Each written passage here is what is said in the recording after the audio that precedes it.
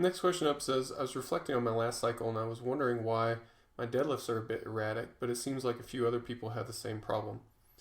On February 8th, I couldn't even do my first set of 127 for triple at 7. It was stuck to the floor, and I had glute issues, so I left it and just did the other two exercises. I continued on as programmed and then did 140 for a double at 9, so I planned on 150 as my goal weight with a 135 opener. But then the opener felt really hard, like a 9.5 RPE. And then the last warm-up 2 days later wasn't as easy as it should be, so I modified the goal for 147 and then had a 132 opener. And then on the competition day, I blitzed it, and I felt like I had 150 in me. Squat and the bench went according to plan. Warm-up and openers were as expected. Track was normal, didn't very, very much throughout the whole cycle. Any ideas what's happening here? It's a bit hard to tell. But yeah, some people do seem to experience some erratic performances in the deadlift. I hesitate to say that I think it's a CNS issue, but I do think it is in this particular case. The deadlift, I'm not quite sure, and I've kind of been reluctant to say this my whole career, but as time goes on, I'm seeing that it does have some CNS demands that some other lifts don't have. It's not that you can't train the deadlift frequently, though.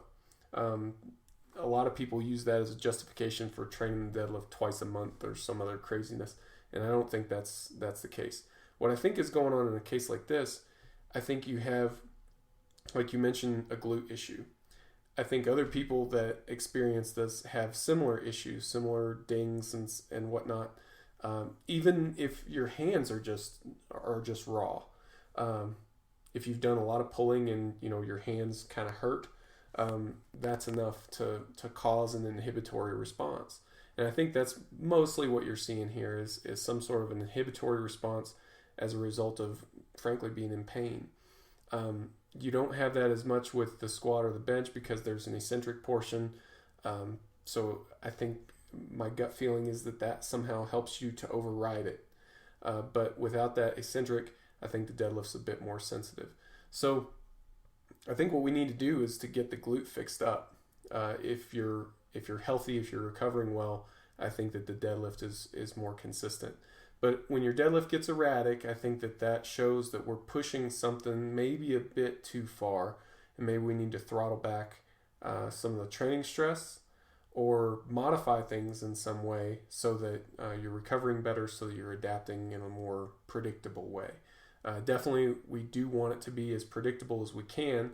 Now, some people just have an adaptation pattern that's a lot better, a little worse, a little worse, a lot better, a little worse, a little worse.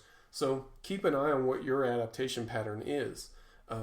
Not everybody's adaptation pattern is, just like climbing up a mountain. It's some people have ups and downs, other people don't. So we've got to kind of keep an eye on what your progression is normally like.